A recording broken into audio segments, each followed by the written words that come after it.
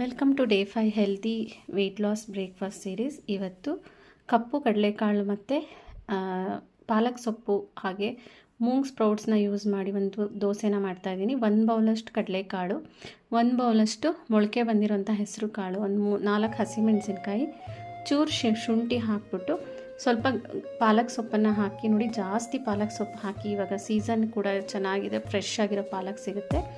ಪಾಲಕನ್ನು ಹಾಕಿ ನೈಸಾಗಿ ಗಟ್ಟಿಯಾಗಿ ಸ್ವಲ್ಪ ನಾವು ಪೇಸ್ಟ್ ಮಾಡ್ಕೋಬೇಕು. ಇದಕ್ಕೆ ಉಪ್ಪು, ಜೀರಿಗೆ ಮತ್ತು ಸ್ವಲ್ಪ ಸೋಡಾನ ಹಾಕಿ ಚೆನ್ನಾಗಿ ಮಿಕ್ಸ್ ಮಾಡ್ಕೊಳ್ಳಿ. ಪಾಲಕ್ ಸೊಪ್ಪಲ್ಲಿ ಐರನ್ ಮತ್ತು ಪ್ರೋಟೀನ್ ರಿಚ್ ಆಗಿರುತ್ತೆ, ಮತ್ತು ತುಂಬ ಆ್ಯಂಟಿ ಆಕ್ಸಿಡೆಂಟ್ಸ್ ಇರುತ್ತೆ. ಯಾವುದೇ ಗ್ರೀನ್ ವೆಜಿಟೇಬಲ್ಸಲ್ಲಾದರೂ ಅಷ್ಟೇ ಆ್ಯಂಟಿ ಆಕ್ಸಿಡೆಂಟ್ಸ್ ಜಾಸ್ತಿ ಇರುತ್ತೆ. ನೋಡಿ, ಹಂಚು ಕಾದ್ಮೇಲೆ ಆ ತೆಳ್ಳಗೆ ದೋಸೆನ ಹಾಕ್ಕೊಳ್ಳಿ. ದಪ್ಪಗೆ ಹಾಕ್ಕೊಂಡ್ರೆ ಒಳಗಡೆ ಮೆತ್ತಗಿರುತ್ತೆ. ನೋಡಿ, ಈ ಥರ ತೆಳ್ಳಗೆ ಕ್ರಿಸ್ಪಿ ಆಗಿಬಿಟ್ಟು ಆಗೋವರೆಗೂ ನಿಧಾನಕ್ಕೆ ನಾವು ಲೆಸ್ ಆಯಿಲ್ನ ಯೂಸ್ ಮಾಡಿ ದೋಸೆ ಮಾಡ್ಕೋಬೇಕು. ಆವಾಗಷ್ಟೇ ನಮ್ಗೆ ವೆಯ್ಟ್ ಲಾಸ್ಗೆ ಹೆಲ್ಪ್ ಆಗುತ್ತೆ. ಎರಡೂ ಕಡೆ ಚೆನ್ನಾಗಿ ಬೇಯಿಸ್ಕೊಳ್ಳಿ. ನಿಮಗೆ ಎಣ್ಣೆ ಯೂಸ್ ಮಾಡಲ್ಲ ಅಂದವರು ತುಪ್ಪ ಕೂಡ ಹಾಕ್ಕೋಬೋದು. ತುಪ್ಪ ಕೂಡ ನಮ್ಮ ಆರೋಗ್ಯಕ್ಕೆ ಒಳ್ಳೆಯದು, ಆದರೆ ಕಡಿಮೆ ಕ್ವಾಂಟಿಟಿಲಿ ಯೂಸ್ ಮಾಡ್ಕೋಬೇಕು.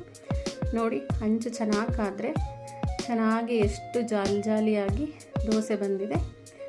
ತೂತಗಳೆಲ್ಲ ಎಷ್ಟು ಚೆನ್ನಾಗಿ ಕಾಣಿಸ್ತಾ. ಇದಕ್ಕೆ ನಾನು ಯಾವುದೇ ರವೆ, ಅಕ್ಕಿ ಹಿಟ್ಟು, ಮೈದಾ ಹಿಟ್ಟು ಏನೂ ಯೂಸ್ ಮಾಡಿಲ್ಲ. ಸ್ವಲ್ಪ ಮಸಾಲ ಬೇಕು ಅಂದವರು ಈರುಳ್ಳಿ, ಟೊಮೆಟೊ, ಪನ್ನೀರು, ನಿಮ್ಗೆ ಏನು ಬೇಕೋ ಅದನ್ನು ಹಾಕ್ಕೋಬೋದು. ನಾನಿಲ್ಲಿ ಈರುಳ್ಳಿನ ಹಾಕ್ಕೊಂಡು ಇನ್ನೊಂದು ದೋಸೆ ಮಾಡ್ಕೊಂಡಿದ್ರಿ. ಸ್ವಲ್ಪ ಮುಚ್ಚಿ ಬೇಯಿಸ್ಬಿಟ್ಟು ತೆಕ್ಕೊಂಡ್ರೆ ರುಚಿಕರವಾದ ಕಡಲೆಕಾಳು ದೋಸೆ ರೆಡಿ. ಇದನ್ನು ಕಡಲೆ ಬೀಜದ ಚಟ್ನಿ ಜೊತೆ ಸರ್ವ್ ಮಾಡಿದ್ದೀನಿ.